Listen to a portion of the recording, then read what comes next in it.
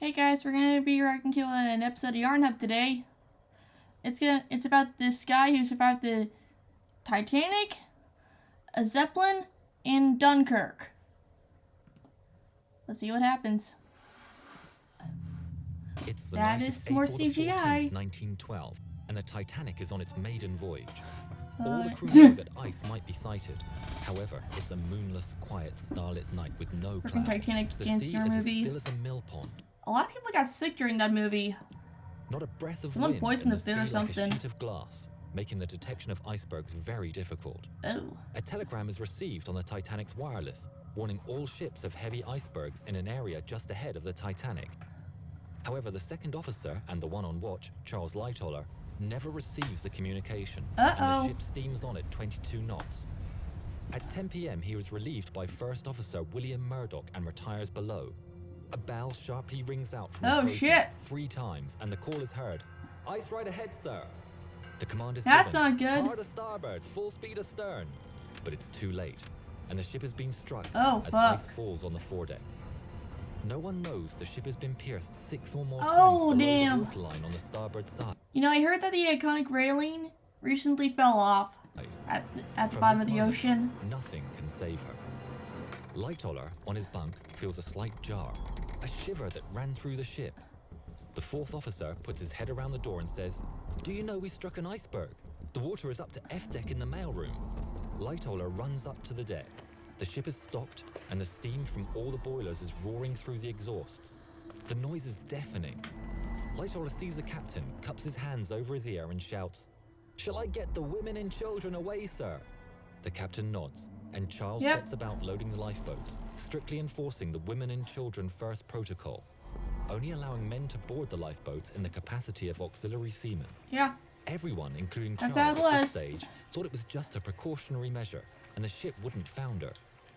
In his book, he recounted, "Actually, the Titanic was so constructed and divided into watertight compartments that she would float with any 2 compartments full of water, and the margin of safety made it fairly certain that she would still have floated, even with 3 of the 4 forward I'm compartments just like full quickly up. checking something here. Although I was fairly confident in my own mind that she would not sink, one has no right to risk an error of judgment that may entail loss of life, particularly when it is the case of the passengers you are carrying."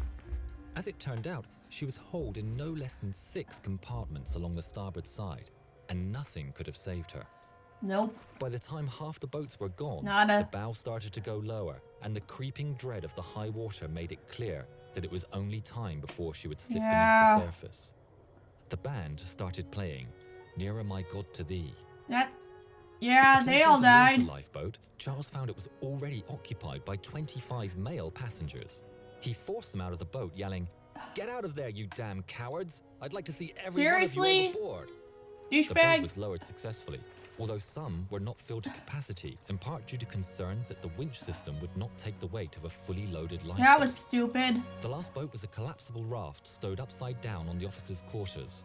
Lightoller and another seaman cut the life raft free and threw it down on the water, which was now above the boat deck.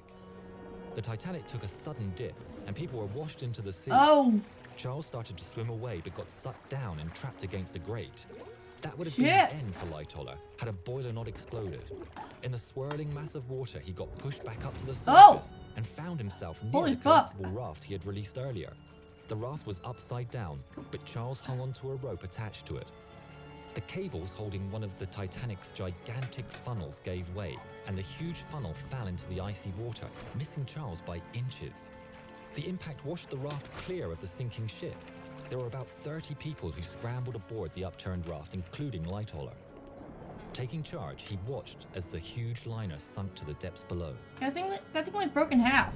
He later credited his faith with his survival and said, "With God, all things are possible." That's a lot of stars. After being rescued and as the most senior member of the crew to return from that fateful voyage, Lightoller was called to testify in several inquiries. There was suspicion that his testimony wasn't completely truthful. And there was Seriously? a certain amount of shame attached to being the most senior officer to survive, which must have been hard to bear. Why? In 1916, he was in the Royal Navy and captain of a torpedo boat. The boat was in the Thames estuary when it encountered the L-31 Oh. Zeppelin. These super Zeppelins were a triumph of German engineering. They were vast at almost 200 meters long and 24 meters wide and had been wreaking havoc in London. Lightoller decided to lie in wait in the Thames and ready the anti-aircraft gun with a tracer round. From his book, in his own words, he said, "Amongst my signalmen, I had a chap who had the most extraordinary acute hearing. Cool. I've known him to hear and describe sounds quite outside the ken of anyone on board. Sweet. I told number one to put him on the bridge with nothing else to do but to keep his ears open. Only 10 minutes later, he signaled that he could hear something, and the Zeppelin airship loomed into view What's about immediately that above the boat. autistic super A hearing? battle took place and 2 tracers hit the Zeppelin in the tail. In return, the airship dropped a storm of bombs, in part in retaliation, Oh. but also to lighten the load so that the ship could rise and escape. So, Lightoller said, "How on two earth we didn't set him on fire birds and with bring one him down, stone. heaven alone knows. Just absolute rotten bad luck." Yeah. The Zeppelin was forced to withdraw and got away, but the encounter and his actions earned Charles the Distinguished Service Cross. Nice. He was later given command of HMS Gary, a river-class destroyer. One of the more darker points in Lightoller's career occurred during this time, when as captain he was accused of a brutal incident. He had successfully depth-charged, rammed and sunk a U-boat. The surviving crew were swimming, and Lightoller would not accept their surrender.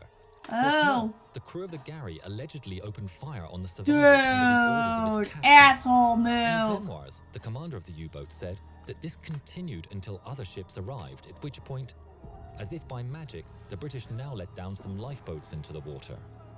Lightoller never admitted the incident, but later wrote in his memoirs, "Towards the submarine men, one felt an utter disgust and loathing. They were nothing but an abomination, polluting the clean sea." After the war, Like Charles the Lightoller Titanic? retired and purchased a motor yacht called the Sundowner. He wrote an autobiography, Titanic and Other Ships, which sold well until Marconi forced the book to be removed from sale due to his comments on the role of the Marconi radio operators in the Titanic disaster. Oh. In 1939, at the Dude, outbreak you of gotta war, pay for that. his youngest son, Herbert, became one of the first casualties of the conflict Aw. and was killed in action on the 4th of September. That sucks. Herbert was in the Royal Air Force and had spoken to his father about aviation, and in particular There's the a process cat. of how a plane targets a ship. Charles listened and learned, a lesson that was particularly useful when in 1940 the Sundowner was requisitioned by the Navy to help with the evacuation of Dunkirk. He was told to take his motor yacht to Ramsgate, where he would give the boat to a Navy crew.